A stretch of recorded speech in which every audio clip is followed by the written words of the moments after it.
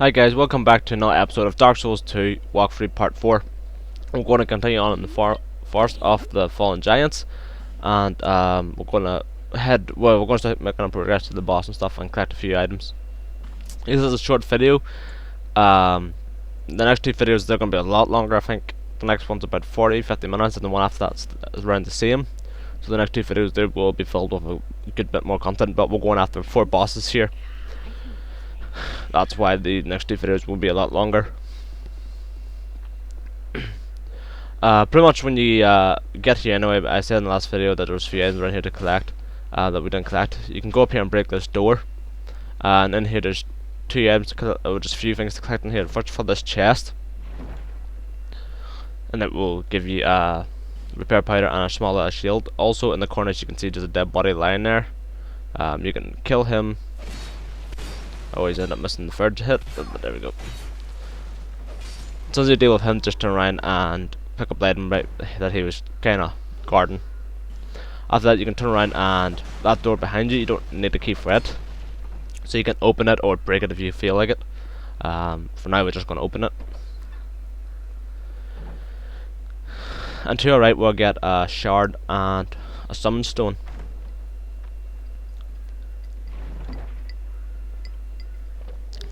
Always handy to have. There's an item here I kinda missed, but I do come back to get later, and I think it's in this video as well. Or it might be in the next one, I can't mind. But it's on this tree, it's to that other tree branch. I just kinda missed it, my bad. Now we can head back to Majula and upgrade our flask to get our extra flask if we want. So head on back to Majula. Whee! And just talk to your wee woman over here, obviously. Talk to her. Stop looking in the inventory. Stop it. Stop it, Spiky. What am I looking for? Oh, I think I was just looking to put on my summon stone. Yeah. Okay. Is that a shard you found? Here, let me see it, so that I may help you to see light, however faint. Anyway, as you know, you get that text. She says that every time you have a shard, so just talk to her and she'll let you know if you have a shard. Most of the time, there's sometimes you talk to her and she won't say anything about the shard. But later on I'll show you how to get a +1 flask. It's actually 2 videos away, I think. I'm trying to add up as much this here as possible to get caught up, because I'm pretty far behind on some of my series. I'm just trying to get what videos I can done, like so. Anyway, as well, we got the key for the blacksmith, so we can do that now. I'm a blacksmith.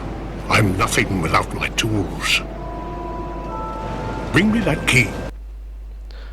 Just in case you don't know where you got the key at, I was in the last video when we talked to your merchant in the Giant's Forest. I forget her name now, Melician or something.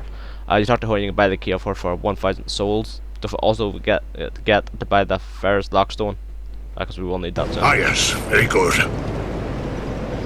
Now I can get to work. But first, let me set up. Come again later.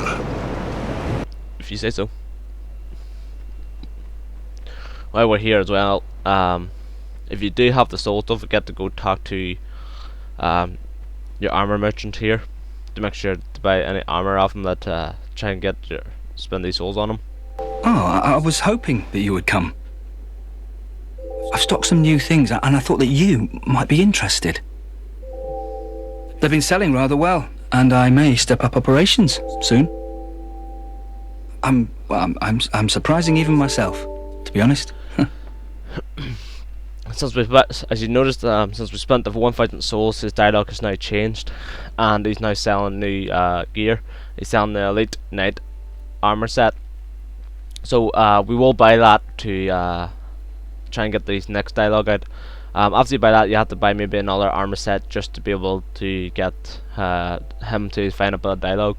So I would recommend definitely buying the Elite set, because that'll help, and then maybe just buy another cheap armor set. I think I bought the Elite set and that 800 helm there at the start, the Royal helm. But the stock. Did I mention before that, well, I'm not from these parts? I was on a journey and somehow ended up here. The desolation here was disenchanting at first, but over time, things started to turn my way. Yeah, I've got a good few regulars now. They're all strangely desperate and quite willing to pay a premium. Sadly, some of them never come back, but I try not to think about it. Have you seen that warrior lugging that giant blue sword about? I'm no expert, but that appears to be a fine specimen. The monstrous thing has a peculiar design, quite unlike anything found in Vulcan. If you should speak to him, would you ask him if he won't sell it? I'd have to take another look, but I'm confident I could offer quite a price. I considered returning to my homeland, but I've decided to stay a while longer. I've started to turn a handsome profit now, and I can't bear to give it up. I considered returning to my homeland. I've started to... Always open for business. And there you go. As you seen now, he's upgraded stock as well, like I was saying there. Just buy whatever armor you want. I do recommend the Elite Knight set, but it's up to you. I only wear what I think looks good, so that's why I changed my gear a lot. Mainly, I mainly stick with the starting gear of the swordsman, because to me it's one of the best looking at the start. But I will end up changing. I know what armors I'm kinda after. Just the question is when I'm gonna pick them up. One of the armors I'm after is called the is it Pharma or something it's pronounced, I think it is. I think it's something like that there, I can't mind pronounce. Mind. But anyway, we're gonna head down here and loot this area out. My pronunciation in English is just horrible anyway. Do a punch and an attack. Make sure. There we go. And then after that, watch out for this guy, because there's two of them. You can head down this ladder here to get down to where we're looking to head anyway. But we want to go collect 1 or 2 items first. As you may have seen that item over there, I have read that you can jump to that, but I've also been told that you can't. So I don't know if you want to try it. This is the hole that we're going to go out, but I'm going to show you it now. If you head out here anyway, you should recognize this area. This area in the last video where we came from. We came from the last bonfire and where the hide night was. That's pretty much right there. But we're going to ignore that for now and head over here. You can make that jump. I just messed up like an idiot here. But if you do miss it, don't worry, it's not the end of the world. You can still get up there to get that item.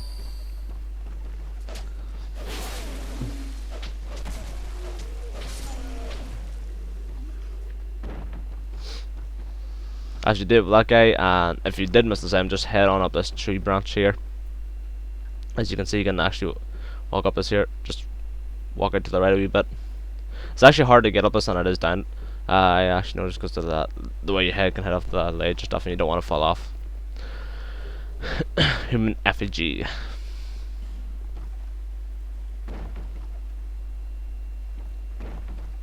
And then we'll just continue on down. Down here there's a wee bit of, well, you could say ambush, but I wouldn't say so much of an ambush. Because you can pretty much see the guys all about the place, and you could probably, if you have a ranged weapon, you can near enough take them all out from up here. But you're probably just better off heading down, because they're only weak lumbermen or workmen, whatever you want to call them.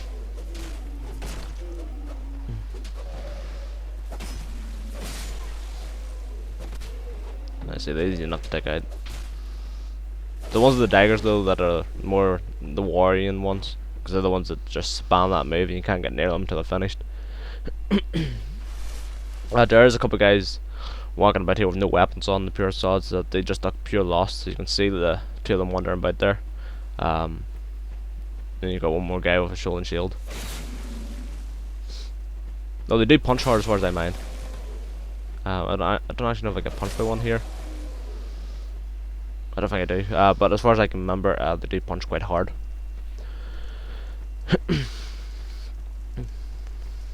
If you decide to head into that cave, I'm gonna show you a different way to deal with this here. If you do run about a couple of inches into that cave and then run back out quickly, because as soon as you run into that cave, you're gonna waken up two enemies above you, and they are gonna actually come running at you from behind, just the way you like it. But so do be careful out there. I'm going to show you how to get up there and deal with them. I don't probably recommend it because I did have a wee bit of trouble with it. I ended up using my last 2 flasks here trying to get up there, because I ended up messing up a wee bit.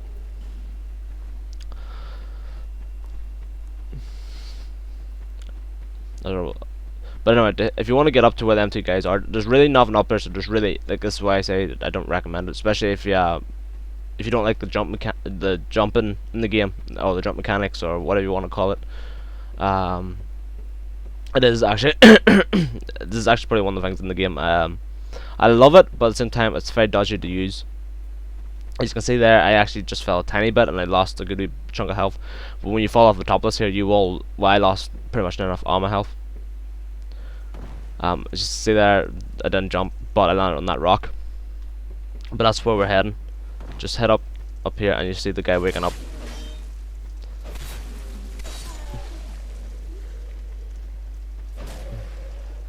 As you can see, there's literally nothing up here, and there's really no point in making that jump anyway. Unless you're better at the jump mechanic or jumping or whatever you want to call it, better than me. Actually, most of the probably would be, actually, to be honest. I'm just horrible at jumping in this game. Plus, it doesn't help that I'm using my controller. It's done. I actually now I think I've already broken 2 controllers playing Dark Souls 2, and I'm on to my 3rd one. But my other 2 controllers are really, really old, and they're just done.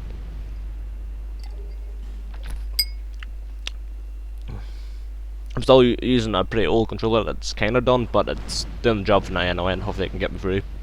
Although all the controllers have got me killed so many times. As you actually, I think it's actually in the next video or the video after. No, I actually think it's in the next video. It got me killed twice. I only think I kept one of them in because I don't mind showing you my deaths, but I want to try and keep the videos as short as possible, especially since the next 2 videos are 50 minutes long each. I kind of want to memorize as much of that as possible. But if you do want to see my death count, you can request it at any time, and I'll do an offline mode and go see what my deaths are at. Actually, I'm actually scared to even look at my deaths right now.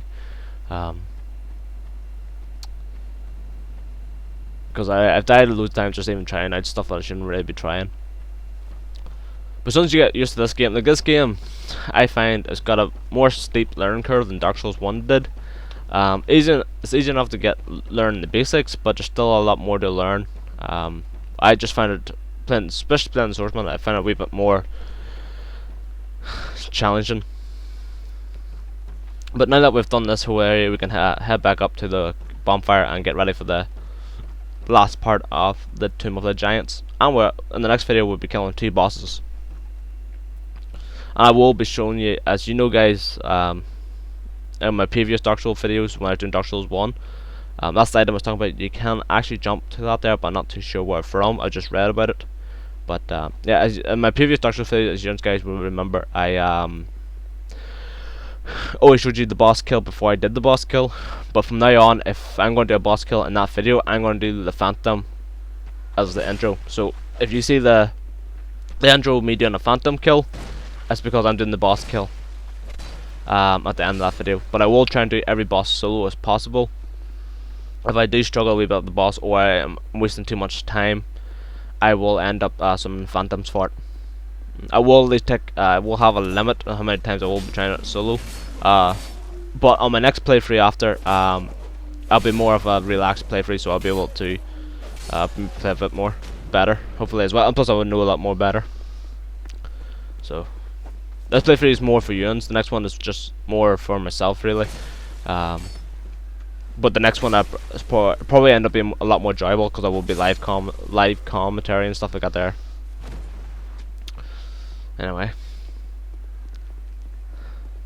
You should recognize this area by now anyway. This is pretty much us heading back up to the bonfire.